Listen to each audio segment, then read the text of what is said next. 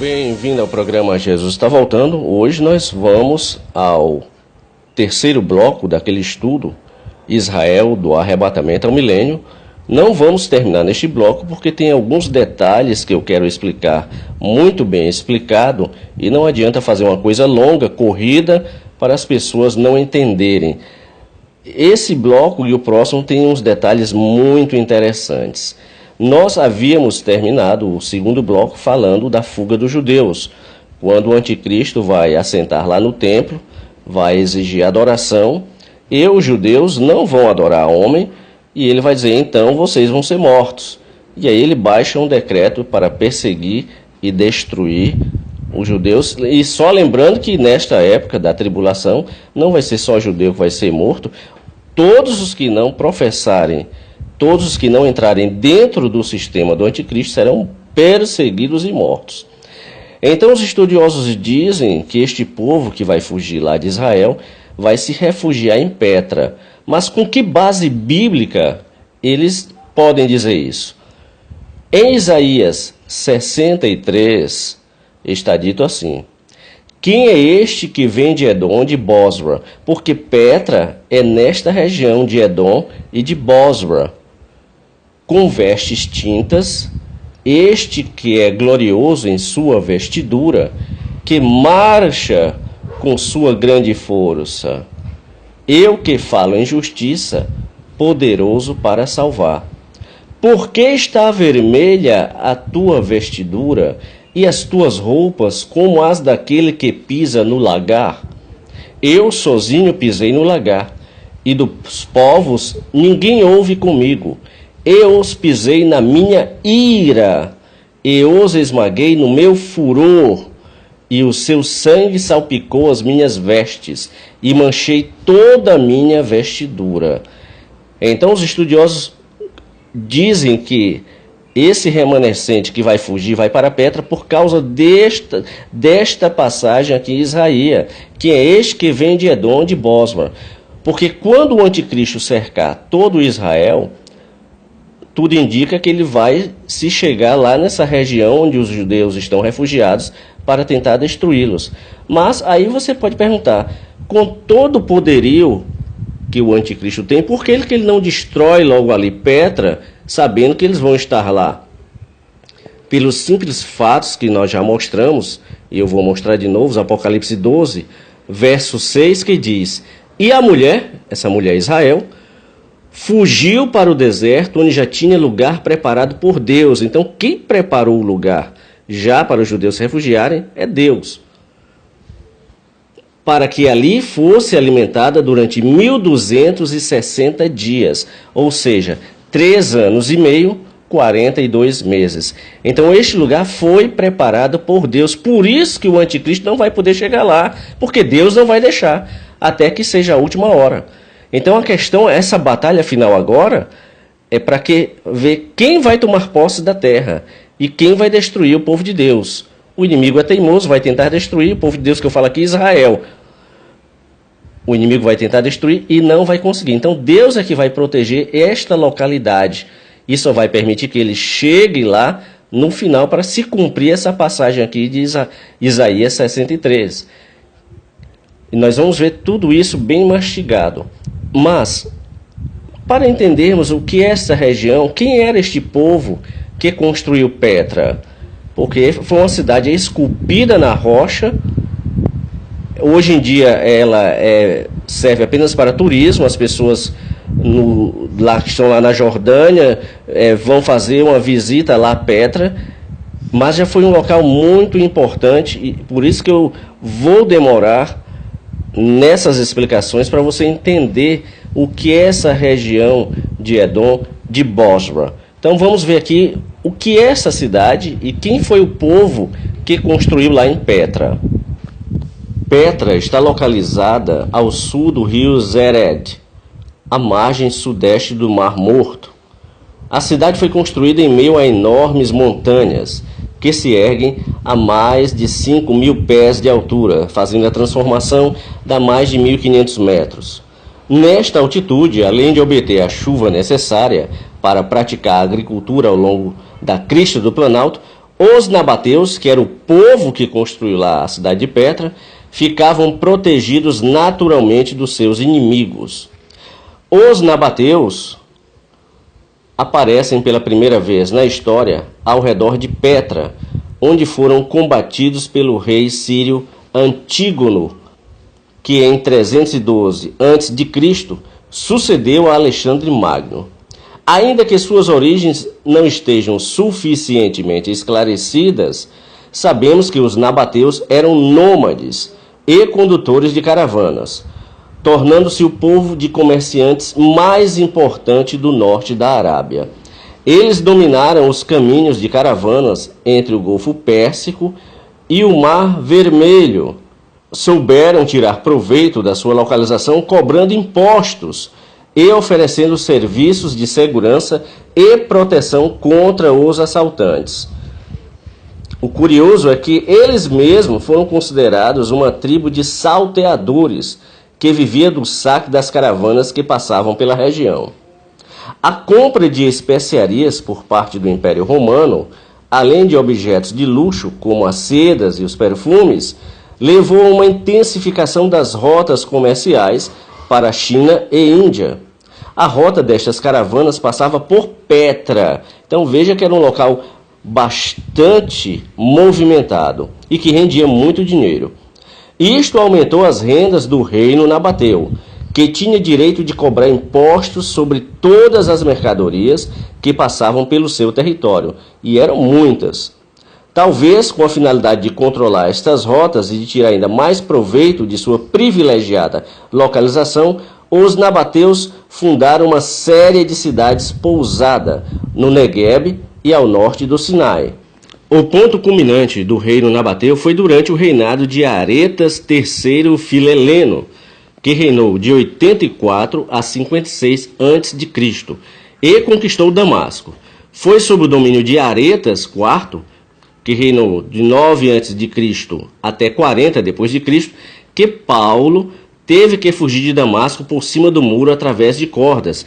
Esta passagem está em 2 Coríntios, capítulo 11, verso 32, que diz assim: em Damasco, que governava sobre o rei Aretas, pôs guardas às portas da cidade dos damascenos para me prenderem.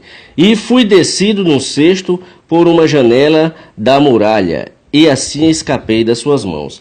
Então está aí a citação dentro da Bíblia desse rei Aretas. Por volta de 1200 a.C., a região onde se encontra a cidade de Petra foi ocupada pelos Edomitas e chamada de Edom. Por isso que essa passagem, Isaías 63, fala de Edom e de Bosra. Os Edomitas controlavam as rotas comerciais do sul da Arábia até o norte de Damasco. Embora pouco se saiba sobre os Edomitas, as marcas da avançada cultura que possuíam ficaram em tecidos, escritas, cerâmica e metais. A partir do século VII, quem deixou marcas históricas da cidade de Petra foram os nabateus. Parece que eles se assentaram pacífica e vagarosamente com os edomitas, que, naquela época, estavam em processo de migração para o sul de Israel. No final do século IV, os nabateus já estavam definitivamente estabelecidos em Petra.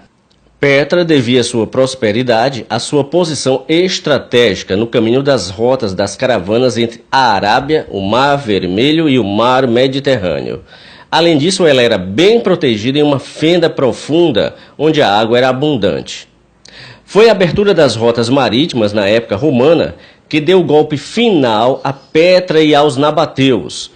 Petra chegou a ser ocupada pelos romanos, conquistada pelos árabes e depois pelos cruzados, e ela foi completamente esquecida até sua redescoberta em 1812 por um viajante suíço, Johann Ludwig Burckhardt.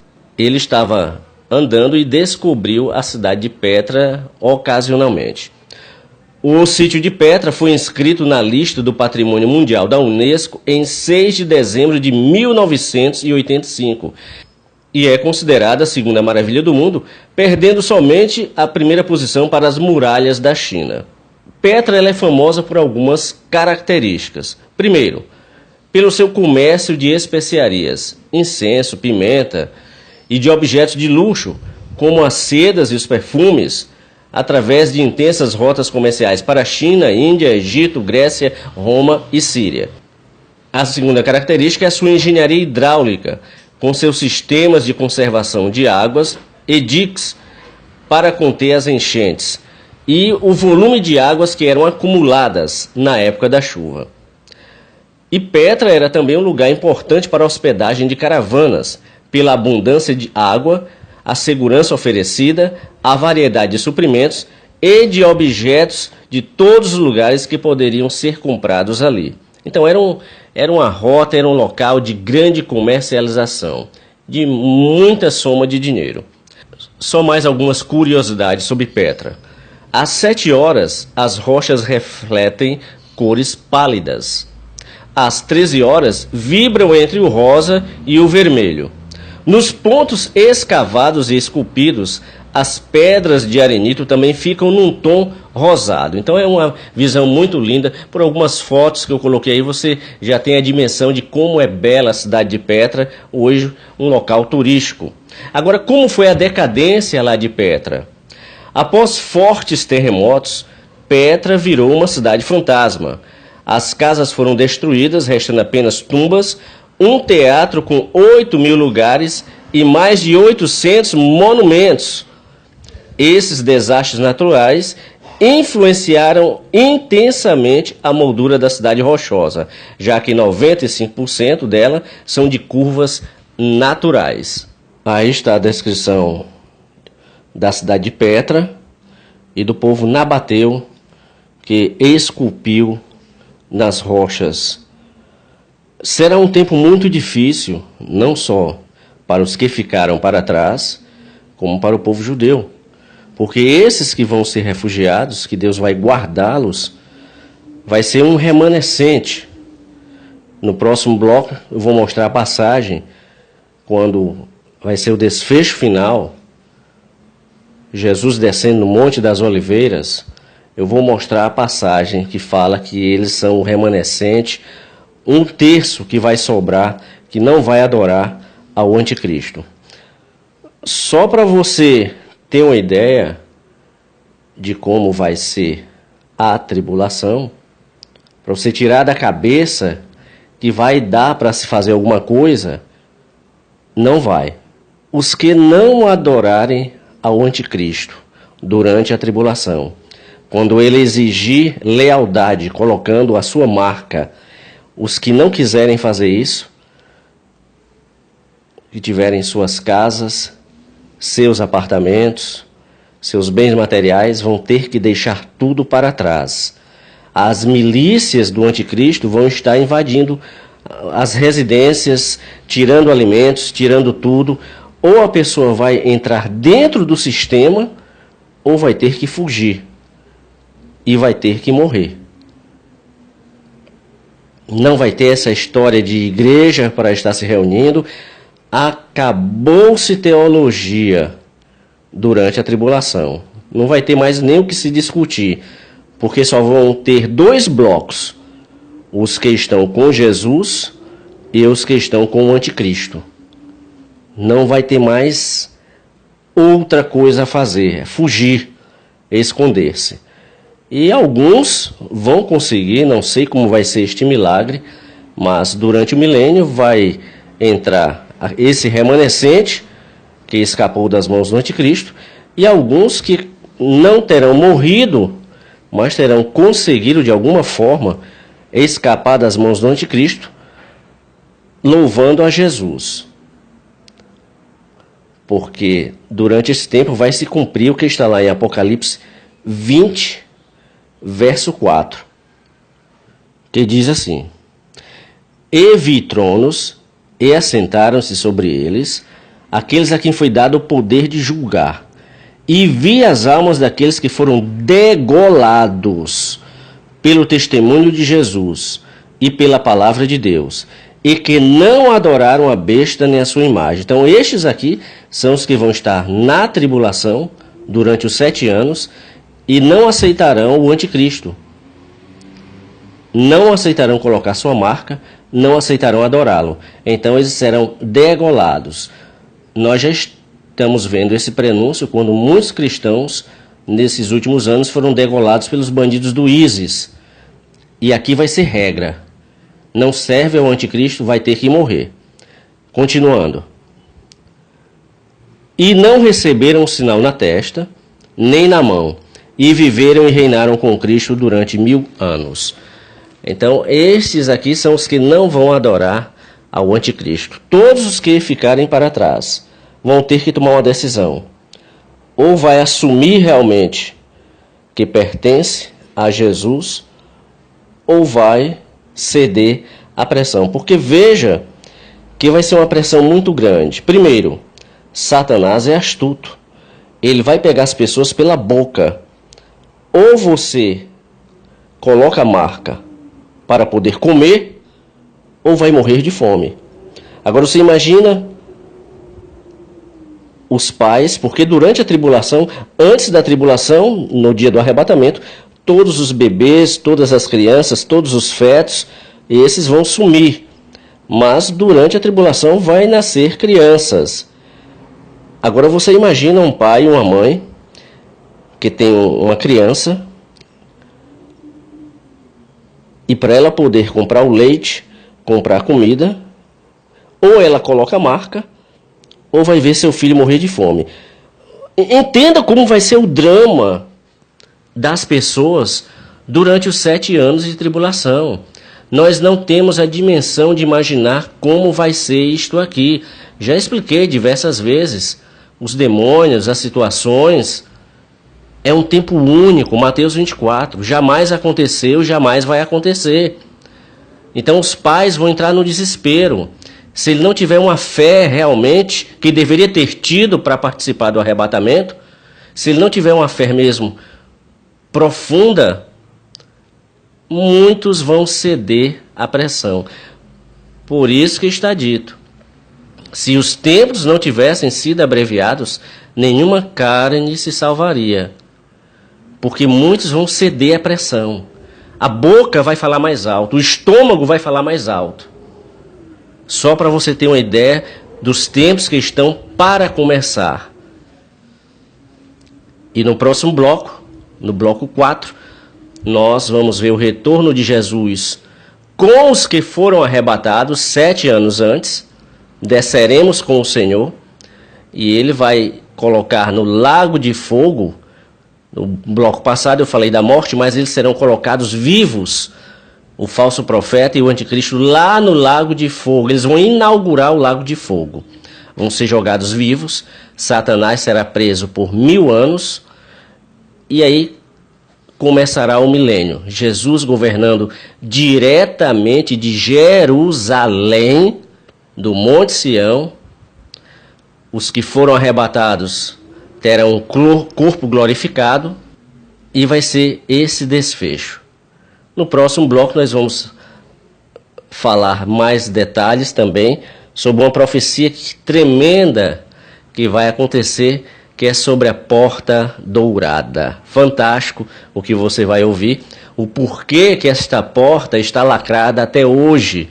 E nós vamos findar essa parte e com certeza entraremos em um 5º bloco, falando só sobre a posição de Jerusalém, Israel, durante o milênio. Israel é para sempre, doa a quem doer. Deus te abençoe poderosamente e fique ligado no programa Jesus está voltando.